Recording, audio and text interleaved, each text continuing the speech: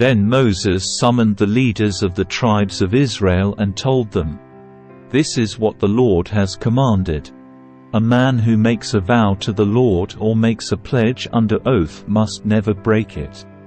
He must do exactly what he said he would do. If a young woman makes a vow to the Lord or a pledge under oath while she is still living at her father's home, and her father hears of the vow or pledge and does not object to it, then all her vows and pledges will stand. But if her father refuses to let her fulfill the vow or pledge on the day he hears of it, then all her vows and pledges will become invalid. The Lord will forgive her because her father would not let her fulfill them."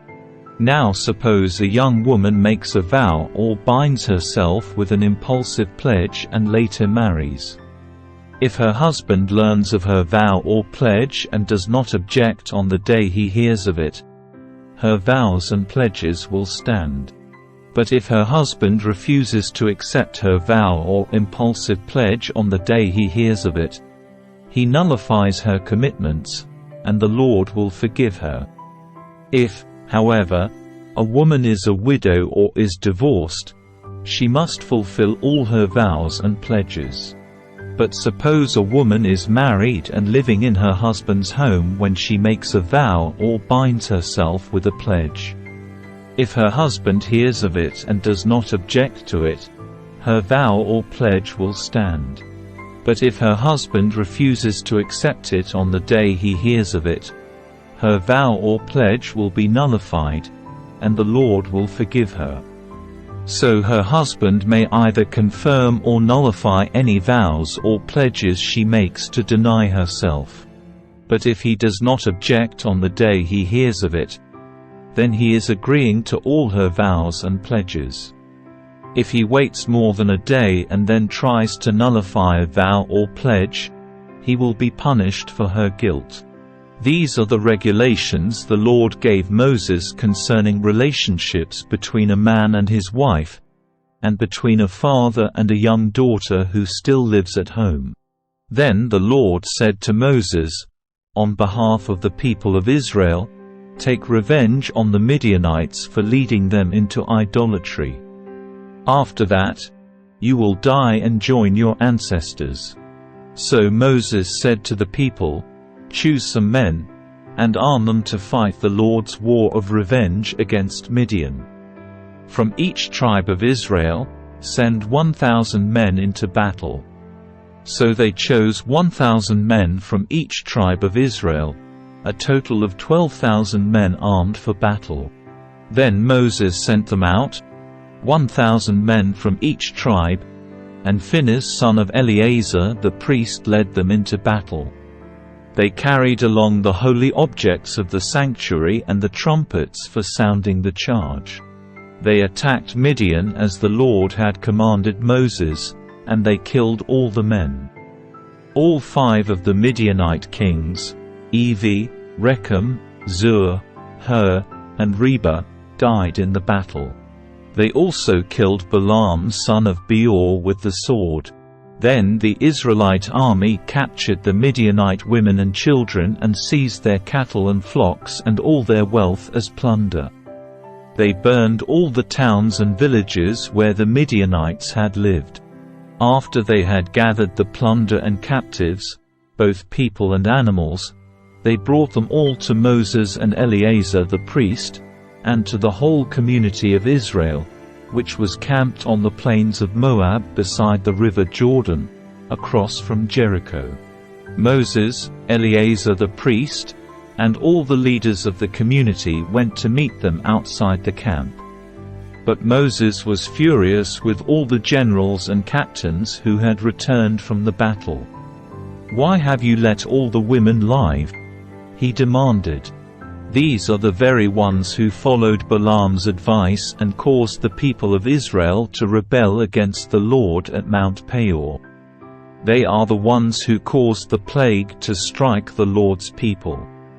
So kill all the boys and all the women who have had intercourse with a man. Only the young girls who are virgins may live. You may keep them for yourselves."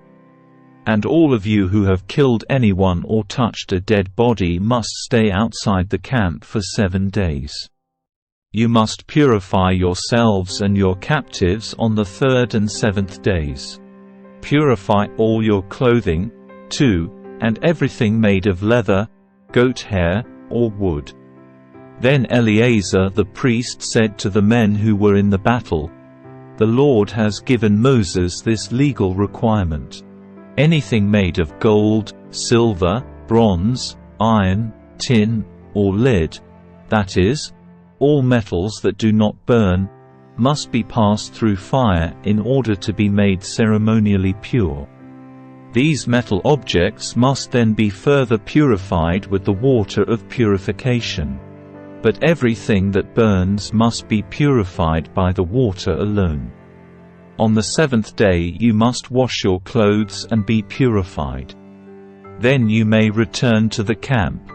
And the Lord said to Moses, "You and Eleazar the priest and the family leaders of each tribe are to make a list of all the plunder taken in the battle, including the people and animals. Then divide the plunder into 2 parts, and give half to the men who fought the battle and half to the rest of the people. From the army's portion, first give the Lord his share of the plunder, 1 of every 500 of the prisoners and of the cattle, donkeys, sheep, and goats. Give this share of the army's half to Eleazar the priest as an offering to the Lord. From the half that belongs to the people of Israel, take 1 of every 50 of the prisoners and of the cattle, donkeys, sheep, goats, and other animals. Give this share to the Levites, who are in charge of maintaining the Lord's tabernacle." So Moses and Eleazar the priest did as the Lord commanded Moses. The plunder remaining from everything the fighting men had taken totaled 675,000 sheep and goats, 3,372,000 cattle, 3,461,000 donkeys, and 32,000 virgin girls. Half of the plunder was given to the fighting men. It totaled 337,500 sheep and goats, of which 675 were the Lord's share, 3,836,000 cattle, of which 72 were the Lord's share, 3,930,500 donkeys, of which 61 were the Lord's share, and 16,000 virgin girls, of whom 32 were the Lord's share. Moses gave all the Lord's share to Eleazar the priest, just as the Lord had directed him. Half of the plunder belonged to the people of Israel, and Moses separated it from the half belonging to the fighting men. It totaled 337,500 sheep and goats, 4,436,000 cattle, 4,530,500 donkeys, and 16,000 virgin girls. From the half share given to the people, Moses took 1 of every 50 prisoners and animals and gave them to the Levites, who maintained the Lord's tabernacle. All this was done as the Lord had commanded Moses. Then all the generals and captains came to Moses and said, "We, your servants, have accounted for all the men who went out to battle under our command. Not one of us is missing. So we are presenting the items of gold we captured as an offering to the Lord from our share of the plunder: armbands, bracelets, rings, earrings, and necklaces. This will purify our lives before the Lord and make us right with Him." So Moses and Eleazar the priest received the gold from all the military commanders, all kinds of jewelry and crafted objects. In all, the gold that the generals and captains presented as a gift to the Lord weighed about 190 kilograms. All the fighting men had taken some of the plunder for themselves.